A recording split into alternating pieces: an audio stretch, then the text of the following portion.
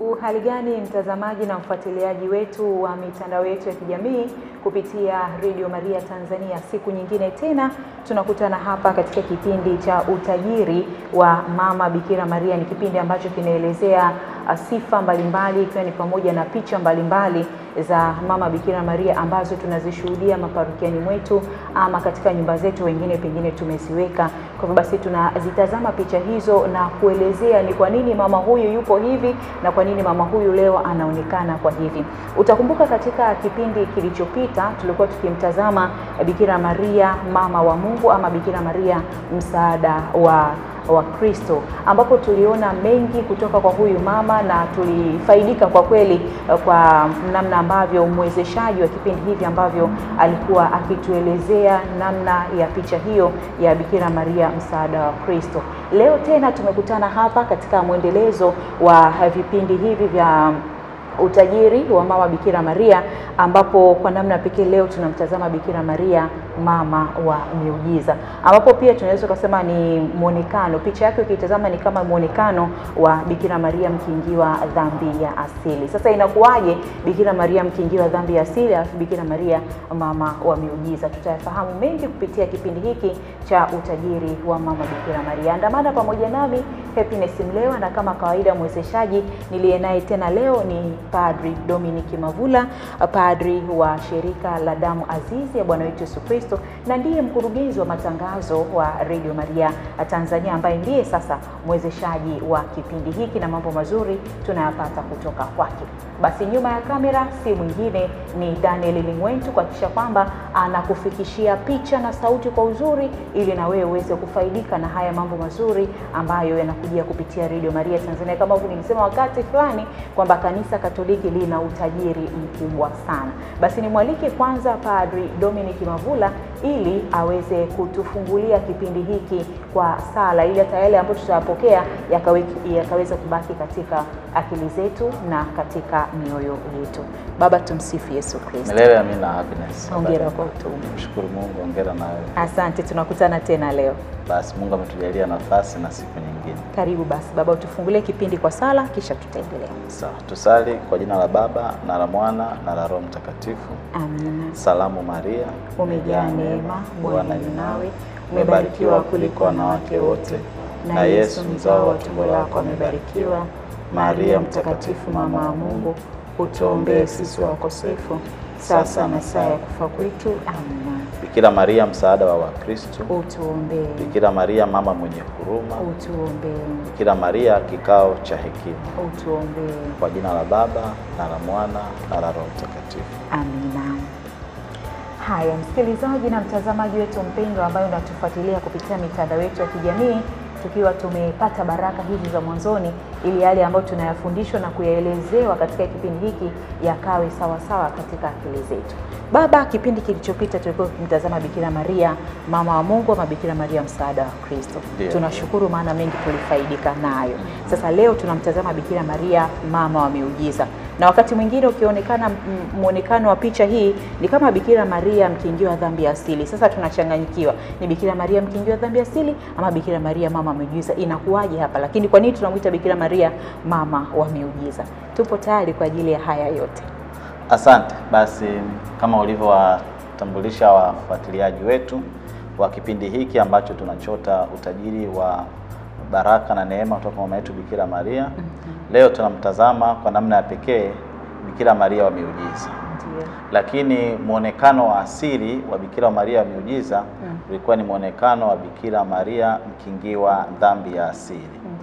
Tangu zamani kanisa limefundisha juu ya fumbo la mama yetu Bikira Maria kukingiwa dhambi ya asili, na fundisho hilo limepitishwa katika mikutano kadha rasmi ya kikanisa katika maana ya mitaguso. Na basi katika historia ile mwaka 1854 ndio fumbo hilo limewekwa rasmi katika maandishi na Baba Mtakatifu, na miaka minne baadaye mama yetu Bikira Maria alimtokea yule mtoto Bernadetta pale Lourdes na kujitambulisha hivyo kwamba yeye ni mkingiwa dhambi ya asili. Kwa hivyo ni kama mama yetu Bikira Maria amekuja kusisitiza ile heshima ambayo kwa miaka na miaka kanisa limempa na kanisa lilivyothubutu kufanya kuwa fundisho kamili, basi mama yetu Bikira Maria anafuata yale maelekezo ya kimaandiko, amewafunulia watoto wachanga. Alimfunulia huyu binti mdogo kabisa ambaye hakuwa na hiyo elimu ya maarifa ya kiteolojia, lakini kile ambacho alikuja kukieleza kilikuwa ni kile ambacho kanisa lilikiandika kwenye kuelezea fumbo la Bikira Maria mkingiwa dhambi ya asili. Kwa hivyo basi, kwa mfululizo wa mafundisho na matukio haya hatuna mashaka yoyote kwa Bikira Maria ni mkingiwa dhambi ya asili. Lakini hili ni moja kati ya mafumbo yanayopigwa vita sana na wale ambao ni wapinzani wa habari njema, hasa katika ibada yetu ya kumheshimu mama yetu Bikira Maria. Na hivyo mama yetu Bikira Maria, yawezekana pengine baada ya fumbo hilo kutangazwa ule upinzani ulikuwa mkali zaidi, basi yeye anatuliza sisi mioyo yetu tuendelee kuwa na ibada na heshima kwake, ili aendelee kutusaidia katika maombezi ya kupata baraka kutoka kwa Mwenyezi Mungu. Basi labda tuiangalie sasa kidogo katika ile nadharia ya Maria mkingiwa dhambi ya asili tunachota utajiri gani? Kwa hivyo tunapomuona huyu mama yetu, yeye ni mama Maria mkingiwa dhambi ya asili. Kama Maria ni mkingiwa dhambi ya asili, basi kuna alama za muonekano ambazo zipo katika hiyo taswira ya Maria mkingiwa dhambi ya asili. Basi happiness, bila shaka alama nyingi tumeshaziona na kuzipitia. Ndiyo. Lakini si vibaya tukiziona tena, kwa sababu kila mara zinapoonekana, mpendwa wa mfuatiliaji wetu, zinaendelea kutupa hamasa ya kuwa na heshima ya pekee na ibada kwa mama yetu Bikira Maria. Kama kawaida tuna vazi la rangi ya bluu lililomfunika, vazi linalo sadifu yeye ni mama kutoka mbinguni. Lakini katika asili pia ya wana wa Israeli, hilo vazi la rangi ya bluu lilikuwa linasadifu pia mavazi ya kina mama. Tena sadifu mavazi ya kina mama. Na basi tunaona pia hilo vazi la rangi nyekundu ndani mwake linafunika hilo vazi la rangi ya bluu. Basi ni vile vile pia hiyo rangi inasadifu ile hali ya kibinadamu, lakini kwa namna pekee katika muonekano huu wa Bikira Maria mkingiwa dhambi ya asili, hiyo rangi nyekundu inarudisha ile sifa yake ya ubikira wa mama. Hiyo ndiyo aina ya mavazi ambayo tunayaona katika muonekano huu wa mama yetu mkingiwa dhambi ya asili. Basi nyuma na kwa kuzunguka hapa tunaona kama rangi ya moto ama rangi ya dhahabu ambayo inapamba na kuonesha ule utukufu wa mama yetu Bikira Maria unaomzunguka yeye aliyekingiwa dhambi ya asili. Tunaona pia alama ya nyota 12 zikisadifu kueleza yale maandiko matakatifu, kile kitabu cha Ufunuo, ile sura ya 12 aya ya 6, yule mwanamke aliyevikwa utaji wa nyota 12. Mama huyu amefunga mikono, ishara ya unyenyekevu na uchaji mbele ya Mwenyezi Mungu. Sasa katika hii ishara ya mikono kuna ishara mbili zinazomwelezea mama mkingiwa dhambi ya asili. Kuna michoro mingine inaonesha amenyanyua mkono wake hivi mmoja na uso ameunyanyua juu, macho yake yanaangalia juu kuelekea mbinguni. Tunaona hapa amekunja mikono na uso ni kama vile anaangalia kule alikotoka. Lakini zote zina ishara kwamba mama huyu anapalizwa mbinguni.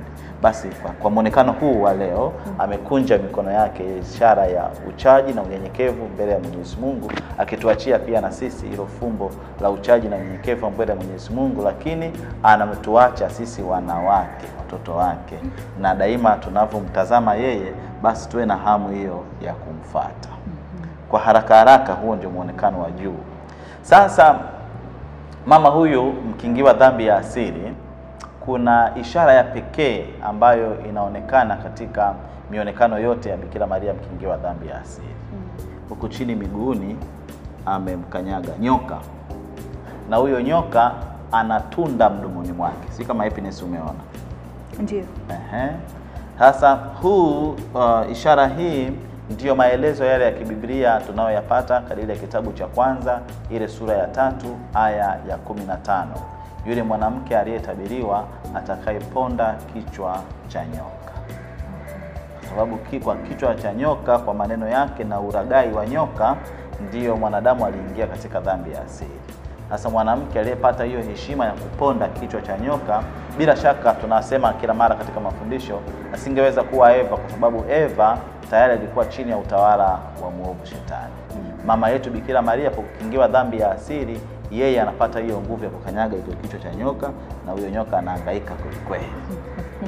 Lakini chini, kama tulivyoona katika ile taswira ya mama wa Guadalupe, kuna ishara ya mwezi mwandamo. Ishara ya mwezi mwandamo una mambo mengi ndani mwake. Ishara ya mwezi mwandamo kwanza ni ishara ya mwanzo mpya. Na hiyo ishara ya mwanzo mpya maana yake inatuambia kwamba mama huyu ambaye ameukanyaga huo mwezi mwandamo ni Eva mpya pia, ndio mama wa kizazi kipya ambacho kinapata nafasi ya ukombozi dhidi ya dhambi ya asili. Ishara hiyo ya mwanzo mpya inaonesha ishara ya mwanzo wa uhai mpya pia. Tunavyoiona huyu mama ambaye ndio amekanyaga, ambaye inambeba. Ishara hiyo ya mwanzo mpya ni ishara ya ushindi dhidi ya nguvu za kidunia. Maana yake nini? Ishara ya ushindi dhidi ya nguvu za kidunia kwa sababu kwa miaka na miaka wanadamu wamekuwa wakiweka majira na nyakati kwa kusoma mwezi. Yaani mwezi unavyoandama, mwezi unapokuwa mkubwa na mwezi unapozama. Ndio wanasema majira haya na majira yale na majira haya. Kwa hivyo nyakati za mwanadamu zimekuwa zikiratibiwa kwa utaalamu wa kusoma mwezi, na wengine tunasema utaalamu wa kusoma hiyo muonekano wa nyota. Kwa hivyo mama huyu wanapokanyaga huo mwezi, maana yake yeye sasa hadhibitiwi na majira na nyakati. Ndio tafsiri yake. Huyu mama amkingiwa dhambi ya asili kwa sababu kwa udhaifu wetu wa kibinadamu ndio tunadhibitiwa na nyakati na majira. Sasa mama yetu Bikira Maria yeye hadhibitiwi na hizo nyakati. Ndio asili iwe mama anaukanyaga huo mwezi, na anapokanyaga huo mwezi maana yake anashinda na kupita hizo nguvu za ulimwengu. Kwa haraka hapo tunaona hayo ndio karibu yote yanayopatikana katika muonekano wa Bikira Maria mkingiwa dhambi ya asili. Sasa Happiness, ndio swali lako linakuja. Inakuwaje tunapata jina hili la Bikira Maria wa miujiza? Ndio. Sasa simulizi lake lipo hivi, mpendwa mfuatiliaji wetu wa mitandao ya kijamii na katika chaneli zetu hizo mbalimbali. Wakati fulani katika nchi ya Italia litokea familia moja, inabaki vile vile au baki tukiishika sawa. Wakati fulani katika nchi ya Italia ilitokea familia moja ambayo ilikuwa inapitia katika mahangaiko ya dhiki za kawaida za kimaisha. Na katika hayo mahangaiko ya dhiki hizo ilitokea familia ikawa inafanya maamuzi ifanye nini ili iweze kujikwamua katika hiyo dhiki. Historia inatuambia mnamo mwaka 1859 katika historia inakuja 1854 ilitangazwa fumbo rasmi la Bikira Maria mkingiwa dhambi ya asili. 58 ndio umetokea muujiza wa Lourdes. 1859 tokea familia moja ikapata kusikia kuna watu wa dhehebu fulani ambalo walikuwa wanaeneza hiyo imani ya dhehebu lao, na unapojiunga nao wanakusaidia kujikwamua katika ugumu wa maisha. Wanakupatia fedha na wanaweza pia kununua vitu ulivyo navyo, na kama una vitu vya kikanisa maana yake ilikuwa ni nafasi kwao ya kuvichukua na kuviharibu ili kuonesha ishara ya kuingia katika imani mpya. Kwa hivyo hii familia iliposikia juu ya hilo dhehebu, basi yule bwana akashauriana na mke wake wajiunge na hilo dhehebu ili kujikwamua katika ukata wa kimaisha waliokuwa nao. Basi sasa walipofanya mazungumzo na wale ndugu kufika, yule bwana alikuwa na picha ya Bikira Maria mkingiwa dhambi ya asili, na alifikiri hiyo picha angeiuza ingempatia fedha nyingi. Kwa hivyo wale ndugu walipofika, katika vitu ambavyo waliwakusanya na kuwapatia katika tamaa ya mwanzo wake mpya wa maisha, mojawapo ikaonekana ile picha ya Bikira Maria mkingiwa dhambi ya asili ikiwa ipo katika ubora wake kwenye ubao. Yaani picha ipo kwenye ubao, imechorwa kwenye ubao. Na kwa ile sanaa na muonekano uliokuwa nayo, ilikuwa ni picha ambayo inavutia, na pengine yule bwana alifikiri ingempatia pia fedha nyingi kidogo katika ile biashara yao. Sasa wale ndugu wa lile dhehebu walipoiona ile picha, walitoa dhihaka kubwa sana kwa mama yetu Bikira Maria. Na katika dhihaka hiyo waliokuwa wanaionyesha, wataka kuthibitisha kwamba yule ndugu alikuwa anapotea kwa kutunza vitu vinavyoonesha heshima kwa mama yetu Bikira Maria. Kwa hiyo wakaichukua ile picha kwa namna pekee ya Bikira Maria mkingiwa dhambi ya asili, wakaitupa chini, wakaikashifu kwa namna ambavyo unaweza kueleza kwa kutoa kashifa katika hiyo picha. Na mwishoni wakaamua kuiharibu. Kwa hiyo wakachukua kitu chenye ncha kali. Sasa maelezo yanatofautiana, wengine wanasema walichukua shoka, wengine wanasema walichukua panga. Ila tuseme kitu chenye ncha kali na kujaribu kuipiga ili kuiharibu ile picha, yani kuikata vipande. Bahati mbaya lile zoezi likakwama.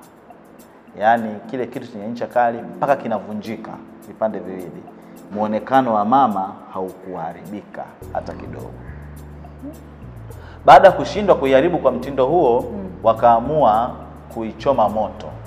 Kwa hiyo wakachukua pamoja na vitu vingine vyote, wakawasha kibiriti kuchoma moto ili kuteketeza yule bwana aanze sasa maisha mapya. Ndio. Basi walipochoma moto vile vitu vikateketea, na vilivyoisha kuteketea, picha ya mama yetu Bikira Maria mkingiwa dhambi ya asili ikabaki katika muonekano huu unaouona, mpendwa mtazamaji wetu. Yaani sehemu kubwa ya ile mbao iliungua vilivyo. Lakini kile ambacho kinaonesha huyu ni Bikira Maria mkingiwa dhambi ya asili, uso wake, taji la miiba, alama ya dhahabu huku nyuma, alama ya mwezi, na ile alama ya kukanyagwa kwa nyoka, na mama yeye mwenyewe, haikuharibika hata kidogo. Wale ndugu wakapata fadhaa, wakaogopa kwa ile kilichotokea, kukubaliana wabaki na hiyo siri, wasitangaze kwa mtu yoyote. Sasa siku zikazidi kwenda, yule mama anashangaa, mbona sasa hawafanyi kile ambacho walitarajia kukifanya, hawafanyi hiyo biashara, hawafanyi hiyo shughuli na kuingia katika ile dhehebu ili kujikwamua na ukwasi wa maisha. Akawa na mlaumu mume wake akashindwa kuvumilia, ikabidi amwambie. Na alivyomwambia, yule mama hakuamini, mke wa yule bwana. Akaamuru yeye aletwe mafuta, akaletewa mafuta ya kuweza kuwashia moto. Sasa naweza ukasema kwa sasa hivi tumesema angeleta petroli ndio inafaa zaidi. Akaichukua hiyo picha iliyobaki hivyo, akaipiga kibiriti kwa mara nyingine tena. Karibu zote na wakielekea hiyo ibada kwa Bikira Maria mkingiwa dhambi ya asili. Basi sasa Happiness, swali lako linajibiwa hivi. Baada ya matukio hayo yote kutokea na taarifa zikapita katika ngazi mahususi za kikanisa, Baba Mtakatifu Pio wa 10 ndio akaamuru huu muonekano sasa wa ile masalia aliyobaki ya ile picha Bikira Maria mkingiwa dhambi ya asili ipewe jina la Bikira Maria wa miujiza. Na Baba Mtakatifu Pio wa 10 akaamuru hiyo heshima ianze kutolewa kwa namna pekee kwa Bikira Maria mama wa miujiza, ama Bikira Maria wa miujiza. Kwa hiyo mpendwa mfuatiliaji wetu, hiyo ndio ilikuwa hatua ya kutoka Bikira Maria mkingiwa dhambi ya asili mpaka kupewa hilo jina la Bikira Maria wa miujiza kupitia kwa kisa cha hiyo ndugu na familia yake. Lakini kwa namna pekee tunalishukuru shirika la masista la Upendo la Bikira Maria mkingiwa dhambi ya asili, ambao ni maarufu sana hapa Tanzania na sehemu nyingine kwa jina la masista wa Ivrea. Hao masista wa Ivrea kwa wakazi wa Dar es Salaam wanapatikana katika parokia ya Kawe. Kwa watu wa Dodoma wanapatikana pale Miuji, na kule Veyura ndipo yalipo makao yao makuu, na sehemu nyingine kadha wa kadha wanazofanya utume wao, mathalani katika jimbo la Tanga pale Muheza, wanaenda kule Musoma unawakuta. Kwa hiyo wapo Tanzania hawa masista. Unapowaona masista wa Ivrea maarufu kama masista wa Ivrea, ukiwauliza pia ama ukiwafata, watakupa pia maelezo haya tunayotoa juu ya hii picha ya Bikira Maria mama wa miujiza. Na hapa Dar es Salaam kuna parokia ya Bikira Maria Immaculata mkingiwa dhambi ya asili. Ipo Upanga bila shaka. Kuna picha kubwa sana ya muonekano kama huu. Kwa hiyo wale ambao mnaiona, basi hiyo ndiyo ilikuwa historia yake. Sasa hii ni sehemu ya kwanza tunaipata ya Bikira Maria wa miujiza, muujiza huo uliotokea huko Italia. Sehemu ya pili na ya kusisimua zaidi, mama huyu wa miujiza amefanya pia miujiza katika nchi yetu ya Afrika. Katika nchi yetu ya Afrika ilitokea wakati fulani masista hao wa Ivrea wa shirika la Bikira Maria, shirika la upendo la Bikira Maria mkingiwa dhambi ya asili, walikwenda kufanya utume katika nchi ya Libya. Na walipofika katika nchi ya Libya, wao utume wao ulikuwa ni kutoa huduma tu ya kuwahudumia wagonjwa na huduma nyingine za kijamii, na sio kufanya umisionari kadiri ya taratibu za kule walipokuwa wanafanya huo utume. Kwa hivyo masista hao wa shirika la upendo la Bikira Maria mkingiwa dhambi ya asili, masista wa Ivrea, walifika katika nchi ya Libya katika eneo linaloitwa Benghazi, na walifika huko mwaka 1995. Na masista walifanya utume wao mpaka mwaka 2014 kumradhi, mwezi wa 7 ilipoanza ile machafuko ya pale Libya ya kumuondoa yule kiongozi aliyekuwa madarakani wakati huo. Kwa hivyo walipofika ile hatua ya sintofahamu katika hali ya usalama, masista wale ilibidi pia kuondoka katika ile eneo lao la utume na kurudi nyumbani. Lakini masista hao walikuwa wanafanya shughuli zao za kijamii, lakini pia walikuwa wanasali katika kathedrali, kanisa lenye kiti, kanisa la kiaskofu la pale Benghazi, ambalo pia lilikuwa na jina hilo la Bikira Maria mkingiwa dhambi ya asili, kanisa la Bikira Maria Immaculata pale Benghazi. Basi wakati wa kuondoka wale masista, sister mmoja wapo anaitwa Priscilla Isidori, yeye alikusanya vitu walivyokuwa wanavitumia pale ambavyo vilikuwa vinaweza kuhifadhika. Kwa hiyo akachukua baadhi ya picha na baadhi ya vitabu na vitu kadhaa, akaenda kuvihifadhi katika lile kanisa kuu la Immaculata pale Benghazi. Alafu wao wakaondoka katika matumaini kwamba inawezekana siku moja machafuko yatakwisha na watarudi tena katika nchi ya Libya na kuendelea kufanya utume wao. Basi walipoondoka baada ya siku kadhaa, wakiwa nje sasa eneo hilo, lile kanisa ambalo walihifadhi hivyo vitu likapigwa mabomu, likasambaratika katika majivu kabisa. Na siku zikapita za kutosha baada ya hiyo vita kutokea. Ilivyorudi hali ya utulivu, yani ilivyorudi hali ya amani kule Benghazi na sehemu kubwa ya Libya, basi katika huduma ya kiroho pale kulikuwa na mapadri wanaohudumia ambao pia walikimbia mbali na pale mjini, ila machafuko yalipoisha, mmoja wapo wale mapadri alirudi pale. Alirudi kuangalia walau nini kipo na uharibifu kwa namna gani. Yule padri alikuwa na huzuni sana alipokuwa anapita na kuchunguza na kuona jinsi kanisa lilivyoisha kabisa, kuwa katika hali ya majivu, sema ambapo yeye alimtolea Mwenyezi Mungu ibada za watu na sadaka yake yeye mwenyewe. Sasa katika huzuni yake hiyo katika kupita kwenye majivu, akaja kugundua kwamba sehemu fulani kwa mwanga wa tochi ya simu yake kama kuna vitu hivi vimebaki pale. Alipoangalia kwa makini akaona kweli kuna vitu ambavyo vilikuwepo. Akagundua ile sehemu kulikuwa kuna vitu vingi sana vimeungua na kuharibika vibaya sana. Basi akaenda katika kupekua, ndio akakuta kuna picha 3 zimesalia. Katika hizo picha 3 zilizosalia, picha ya kwanza ilikuwa ipo juu ya picha nyingine. Hiyo picha ya kwanza iliyokuwa juu ya picha nyingine ilikuwa ni picha ya Bikira Maria wa Miujiza, ambayo ndo huyu mama sasa tunamtazama leo. Tunaenda taratibu evidence. Hiyo picha Bikira Maria Miujiza ilikuwa ni kama hii tuliyoishika hapa sasa hivi, ambayo masista hao wanaitumia kwenye nyumba zao. Kwa hiyo yule sista mojawapo vitu ambavyo alivipeleka kule kanisani ilikuwa mojawapo ni ile picha ya Bikira Maria wa Miujiza.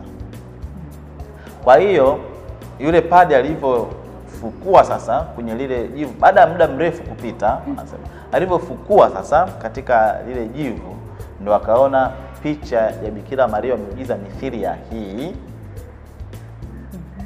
imezifunika picha nyingine 2. Alivyozifukua akaona picha zilizofunikwa ilikuwa ya picha ya Mtakatifu Yosefu na picha ya Mtakatifu Visenti wa Paulo. Na hawa wawili, Mtakatifu Yosefu na Mtakatifu Visenti wa Paulo, wale masista wana ibada kwao pia na ni wasimamizi waandamizi wa shirika lao. Alivyoziangalia katika muonekano, ile picha ya Bikira Maria wa Miujiza ilikuwa imeunguzwa na moto upande huu ambapo ile mbao ya mwanzo katika muonekano ilikuwa imeungua. Kwa hiyo imeunguzwa kabisa huko pembeni na moto. Lakini ule moto wa mabomu haukugusa hata kidogo zile tunu za Bikira Maria mama Miujiza zilizobaki katika ile ishara ya kwanza. Kwa hiyo pembeni kule iliungua maeneo kama yale ambayo yaliungua mwanzoni katika ule muujiza wa kwanza kuchoma moto. Na muujiza huu sasa kwenye kanisa wa bomu uliunguza pia pembeni tu. Lakini muonekano hasa haukuharibika. Na ulipokuwa unaiangalia vizuri zaidi, tabasamu la mama limeongezeka tofauti na lililopo katika ile picha ya asili. Na muonekano wa macho yake ilikuwa ni tofauti, yani ilikuwa inavutia zaidi kutazama. Sasa yule padri ambaye alizikuta hizo picha akasema ile picha ya Mtakatifu Yosefu na picha ya Mtakatifu Visenti wa Paulo zilikuwa hazijaharibiwa kabisa. Tafsiri yake ni nini? Mama wa Miujiza alikuwa amewalinda watoto wake. Katika maana Mtakatifu Visenti wa Paulo, tuseme basi mama wa Miujiza alikuwa amewalinda Mtakatifu Visenti wa Paulo na Mtakatifu Yosefu dhidi ya moto wa bomu isije karibu katika muonekano wao, kwa yeye tena kuendelea kupata yale maumivu ya moto. Huzuni ya yule padri kwa kuharibiwa lile kanisa ilishushwa kwa furaha kubwa baada ya kugundua muujiza huo mwingine ambao ulitokea katika nchi ya Libya. Na yule padri akafanya mawasiliano na wale masista na akaeleza kilichotokea, na masista wakaomba zile picha zitumwe kwao. Kwa namna pekee ile picha Bikira Maria Miujiza itumwe kwao Italia. Na kweli yule padri akafanya ile jambo na ile picha ikaenda Italia. Sasa yule sister ambaye alikuwa amezikusanya, Sister Priscilla Isidori, na kuzipeleka kanisani, basi wakati ile picha inafika pale nyumbani kwao, mama mkuu wa shirika lao alikuwa amesafiri kwenda sehemu tofauti. Kwa hiyo akaomba yule sister azipokee tena. Kwa hiyo yule ambaye alimpeleka mama kanisani ndiye aliyempokea tena shirikani. Kwa kweli kwa maelezo ya yule sister anavyoeleza shirikani kwao kwa maandishi, anasema tukio hili limeongeza maradufu ibada yake kwa mama Bikira Maria, na imemfanya awe na uchaji wa pekee mbele ya Mwenyezi Mungu, na imemtia morali hasa wa kujikabidhi chini ya usimamizi wa mama yetu Bikira Maria kwa muujiza ule wa Benghazi, Libya uliotokea. Kwani hata nguvu ya mabomu na milipuko haikuweza kumteketeza mama huyu. Ule mwanzo ulikuwa ni moto wa kibiriti, moto wa mafuta, vitu vya ncha kali haviweza kuteketeza, lakini hata moto wa bomu haukuweza kumteketeza huyu mama wa miujiza. Kwa hiyo huo ndio muujiza wa pili uliotokea katika ardhi yetu ya Afrika. Sasa muujiza huo ulivyotokea, bila shaka umeongeza ibada kwa ndugu zetu hawa masista wa shirika la upendo la Bikira Maria mkingiwa dhambi ya asili, alimaarufu kama masista wa Ivrea. Masista wa Ivrea wameamua kutushirikisha na sisi hizi neema na baraka za huyu mama wa miujiza. Picha hiyo ambayo ilipata hiyo shida huko Libya ipo Tanzania. Na masista hawa wanafanya ibada ya pekee katika jumuiya zao kwa mama yetu Bikira Maria wakiizungusha. Pengine mpaka sasa leo ninavyozungumza tarehe 8 ya mwezi wa 11, yawezekana pengine bado ipo Dodoma katika jumuiya za hao masista. Lakini pia kwa wakazi wa Dar es Salaam itafika wakati itafika Dar es Salaam pia, na kwa wakazi wa Dar es Salaam hiyo picha iliyopigwa na bomu kule Libya itafika pia hapa Dar es Salaam katika ziara ya kawaida ya kiibada ya hao masista, na pengine tutatangaziana na kupeana taarifa namna gani tunaweza kuishuhudia katika hiyo namna ya uchaji wa pekee, lakini pia kuenda kuchota neema za mama yetu Bikira Maria, yeye anayewalinda na kuwatetea watoto wake kwa kujisadaka yeye mwenyewe, na anavyotudhihirishia kwamba hakuna nguvu ya ulimwengu kuu inayoweza kushinda na kuharibu nguvu ya mkingiwa dhambi ya asili. Kwa hivyo tutapeana taarifa kadiri ya utaratibu wa hao masista namna gani tutaweza kuishuhudia hiyo picha iliyopigwa bomu lakini haikuteketea itakapofika katika viunga vya hapa Dar es Salaam. Lakini pia pengine tutapata nafasi ya kuongea na hao masista wa Ivrea watupatie mlolongo wa ziara ya hiyo picha kadiri ya utaratibu wao, basi kama inawezekana kushirikisha hiyo fursa ya kwenda kuitazama kiibada hiyo picha ambayo ilipigwa bomu na haikuteketea. Kwa hivyo mpendwa mfuatiliaji wetu wa mitandao ya kijamii na dada yangu Happiness, huyu ndio Bikira Maria mama wa miujiza ambaye asili yake ni Bikira Maria mkingiwa dhambi ya asili. Haya jamani, maana unajikuta unasikiliza hadi unakosa maneno ya kusema, maana unatamani tu kuendelea kusikiliza story ama historia hadithi ya mama huyu Bikira Maria wa miujiza. Naomba basi ikija Dar es Salaam basi hata afike hapa kwetu Radio Maria, sio vibaya. Mungu akitenda inaweza ikafika. Ndio maana nimesema lile ni shirika la kitawa na taratibu zake. Kwa hivyo tunaendelea kufanya mazungumzo kuona namna gani watatushirikisha pia hizo neema na baraka. Asante baba. Wakati unaendelea na mazungumzo ulisema hiyo picha ya huko ipo, lakini ile picha ya mwanzo ya asili kabisa ipo ama haipo tena?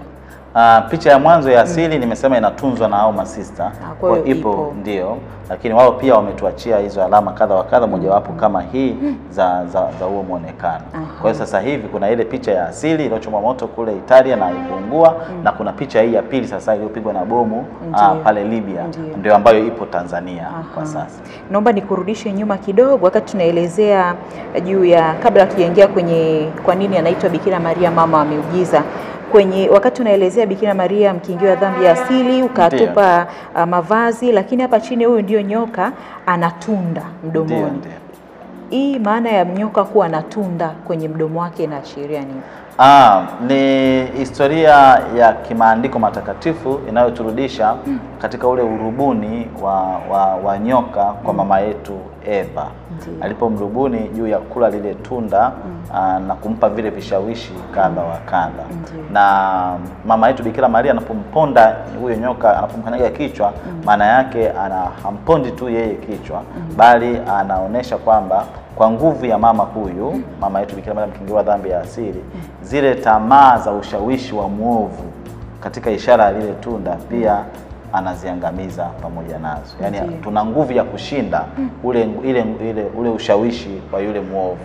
Ndio tafsiri yake, kwamba huyo nyoka anayeonekana anakuwa na ile tunda ambalo alitumia katika kushawishi. Sasa mama anamponda kabisa na yeye anaelekea mbinguni. Haya, asante mtazamaji ambaye unaendelea kutufuatilia kupitia mitandao yetu ya kijamii Radio Maria Tanzania. Bado tupo katika kipindi cha utajiri wa Mama Bikira Maria, tukitazama kwa ukaribu sana picha hii ambayo inaonekana hapa, lakini tukimzungumzia Bikira Maria mama ameujiza. Baba ameweza kumzungumzia Bikira Maria mkingio wa dhambi ya asili. Kwa muonekano wa picha ni Bikira Maria mkingio wa dhambi ya asili, lakini matukio mbalimbali ambayo yalitukia na mama huyu kufanya miujiza kupitia picha hiyo, ndio anapata heshima ya kuitwa Bikira Maria mama wa miujiza. Kama tumeshuhudia haya yote kupitia mama huyu Bikira Maria, kwa nini tusiwe na ibada za kutosha kabisa kwa mama Bikira Maria? Ikumbukwe kwamba Bikira Maria hatumwabudu baba, ila Bikira Maria tunamheshimu, tunampa thamani yake kama mama.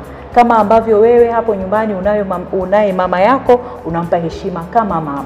Sasa mama huyu ni wa tofauti, ni mama yetu sisi sote, ambaye yupo tayari yeye apate maumivu makali ili kuhakikisha kwamba anawalinda watoto wake, kama ambavyo ile picha ilionekana ipo juu ya picha nyingine, ni kwamba amewalinda watoto wake wasije kupata madhara zaidi na zaidi.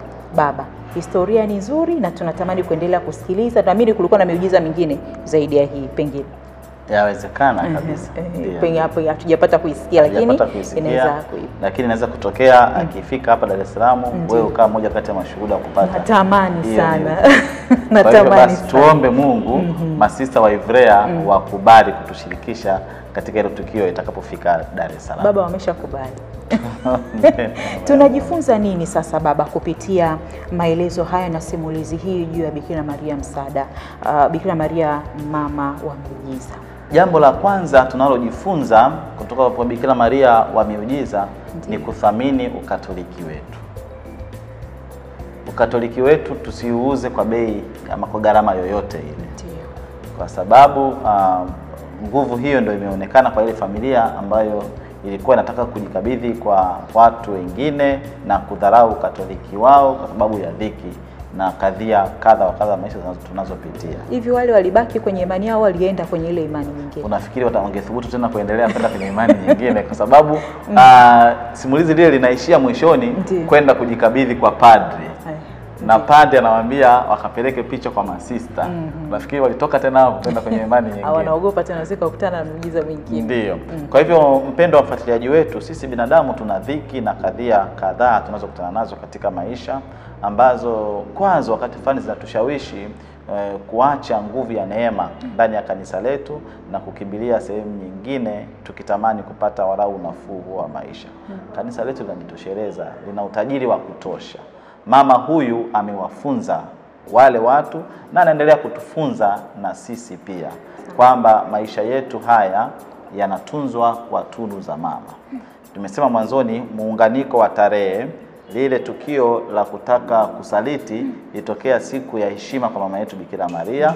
Na lile tukio la hiyo muonekano picha ile kuingia katika nyumba lile shirika ilitokea siku ya Alhamisi Kuu, katika mafumbo makubwa kabisa ya kikanisa, kuonesha muunganiko wa thamani ya imani yetu ya Katoliki na muunganiko wa mama yetu Bikira Maria na mwanae Bwana wetu Yesu Kristo. Kwa hiyo hilo ndio jambo la kwanza na la msingi, kuthamini na kuheshimu Katoliki wetu. Jambo la pili, tunapofundisha juu ya mafundisho ya ibada kwa moyo safi wa mama yetu Bikira Maria, kuna yale matusi ambayo mama yanamtoa machozi kila mara na anauchoma moyo wake. Mojawapo wa matusi hayo ni kukashifu hizi picha wa mama yetu Bikira Maria au muonekano wa kutusaidia kiibada wa mama yetu Bikira Maria. Kwa hivyo tunaaswa tusithubutu hata mara moja katika ukatoliki wetu kukashifu muonekano kadha wa kadha wa kimafundisho ya kiimani wa mama yetu Bikira Maria. iwe Bikira Maria mkingiwa wa dhambi ya asili, iwe Bikira Maria mama wa damu azizi tuliyemuona, iwe Bikira Maria mama wa Guadalupe tuliyemuona. Kwa tusithubutu sisi katika Ukatoliki wetu kukashifu hata mara moja muonekano wa mama yetu Bikira Maria unaotusaidia kutunyanyua kiimani. Hilo ni jambo la pili tunaloweza kujifunza kutoka katika muonekano huu. Jambo lingine la msingi ni ile nadharia ya kutunza usafi wetu wa moyo, kutunza ubikira, ili tuweze kufunikwa na tunu za mbinguni kama yeye mama anavyotuonesha katika muonekano wake wa mavazi. Na kwa ile ishara ya mwezi, basi tuamini na tumpende yeye mama yetu Bikira Maria aliye mwanzo wa kizazi kipya kinachokingiwa dhambi ya asili katika kanisa kwa sakramenti ya ubatizo. Asante sana Padri. Ukiwa na swali, msikilizaji na mtazamaji, usisite kuuliza. Unaweza kutuuliza tu swali lako na baba yuko hapa kwa ajili ya kujibu. Na mimi baba haogopi maswali, anajibu tena, yani anajibu kwa uzuri. Kwa hiyo usije ukaingiwa na hofu, kwa nini Bikira Maria miujiza, kwa nini Bikira Maria, kwa nini Bikira Maria? Uliza swali lako ili uendelee kuelimika na kupata ufahamu zaidi kuhusu Bikira Maria, ili hata unapokutana na maswali mbalimbali kumuhusu mama huyu Bikira Maria, awe Bikira Maria msaada daima, Bikira Maria mkingiwa dhambi asili, na Bikira Maria mwingine yoyote yule, uwe tayari kujibu na kutetea na kusimama kwa imara, na kwamba tukumbuke yeye sio bahasha, kwamba alileta tu barua na kazi yake ikaisha. Ninaamini umepata mengi mazuri ambao pengine ulikuwa huyafahamu, na pengine hata hujawahi kuona picha yenye muonekano kama hii. Pengine unayo lakini hujui kama huyu ndiye Bikira Maria mkingiwa dhambi asili, lakini aliyepewa heshima kabisa kwamba Bikira Maria mama wa miujiza. Leo umekuwa mwalimu, umejifunza, ukawe mwalimu kwa wengine ambao wanapata maswali na kutatizwa na Bikira Maria mama yetu, mama wa Mungu. Mimi ninamshukuru sana Padri Dominic Mavula ambaye ndiye mwezeshaji na msimulizi mzuri wa kipindi hiki cha utajiri wa mama Bikira Maria, ambaye kiukweli kutoka kwake tunaendelea kujifunza mengi. Hata mimi bado naendelea kujifunza, si kwamba nafahamu, ndio kwanza naanza kufahamu kwamba kumbe Bikira Maria ilikuwa hivi, ikawa hivi, na ndio maana yuko hivi. Basi tunaendelea kujifunza kila inapoitwa leo. Usiogope kusimama na kuitetea imani yako. Baba amesema usije ukaondoka kwenye imani yako ya Kikatoliki eti kisa kwenda kutafuta miujiza na imani za hapa na pale ambazo zikusaidie pengine upate haueni. Hakuna. Bila kufanya kazi hauwezi kupata chochote. Unatakiwa kufanya kazi ili neema na baraka ziweze kufika kwako. Tunatamani tuendelee, lakini basi iwe itoshe hivyo. Yapo mengi mazuri, ukitamani mengi mazuri unakutana na baba anakueleza kwa undani zaidi. Baba Mavula, kabla tujahitimisha, labda kama una chochote kile. Mengi tumeshayasema, lakini tunaendelea kumshukuru mama yetu Bikira Maria anayetupatia nafasi hii ya pekee ya kuturuhusu sisi tuweze kumshirikisha wenzetu wanayetufuatilia katika mitandao ya kijamii juu ya tunu na utajiri wake mbalimbali aliyokuwa nao. Pengine basi tuendelee kuombeana ili na kesho pia na kesho kutwa tuje na utajiri mwingine wa mama yetu Bikira Maria panapo na uhai na majaliwa. Inawezekana kabisa. Basi tuzidi kutumaini. Asante baba, basi usituache hivi hivi, tunaomba baraka. Asante, tunamshukuru Mwenyezi Mungu kwa nafasi hii, tukijinyenyekeza kwake kwa uchaji, tukisali kwa jina la Baba na la Mwana na la Roho Mtakatifu. Amina. Tunaukimbilia ulinzi wako, mzazi mtakatifu wa Mungu, usitunyime tukiomba katika shida zetu, utuopoe siku zote kila tuingiapo hatarini. Ewe Bikira mtukufu mwenye baraka. Amina. Bikira Maria mama wa miujiza, utuombe. Bikira Maria mkingiwa dhambi ya asili, utuombe. Bwana awe nanyi na awe rohoni mwako, na baraka ya Mungu Mwenyezi, ya Baba na Mwana na Roho Mtakatifu iwashukie na kukaa nanyi daima. Amina. Amani ya Kristo ibaki daima pamoja naye. Iwe pia kwako. Asanteni, nawatakia kila la heri. Asante sana. Mtazamaji, tunakushukuru sana kwa kuweza kuungana pamoja nasi siku hii ya leo. Usikose tena kuungana nasi siku nyingine inapompendeza Mwenyezi Mungu. Tunao utajiri mwingi wa kutosha kupitia kanisa letu Katoliki, kupitia mama huyu Bikira Maria. Ni hiari yako kuchagua tu uzima au mauti, ni nafasi yako, maana tumewekewa vyote kwa pamoja. Kwa hiyo ni hiari yako kuchagua. Tuendelee kumwomba mama yetu Bikira Maria akawe kiongozi wa maisha yetu daima. Yeye anaendelea kutuombea kwa Bwana wetu Yesu Kristo na tuombea kwa Mungu. Basi daima tujinyenyekeshe mbele zake, maana yeye siku zote anatuita, anatusubiri twende kwake. Mimi ni Happiness Mlewa kwa niaba yake Padri Dominic Mavula, mkurugenzi wa matangazo Radio Maria Tanzania, ambaye ndiye mwezeshaji wa kipindi hiki. Nyuma ya kamera ninamshukuru sana kijana wetu Daniel Limwentu, ambaye amehakikisha kwa kweli na anafanya kazi kubwa kuhakikisha kwamba matangazo, picha na simulizi hizi zinakufikia kwa uzuri sana. Tuendelee kumwombea ili Mwenyezi Mungu akamjalie kile ambacho anakitamani ndani ya moyo wake. Mpaka wakati mwingine inapompendeza Mwenyezi Mungu, kwaheri.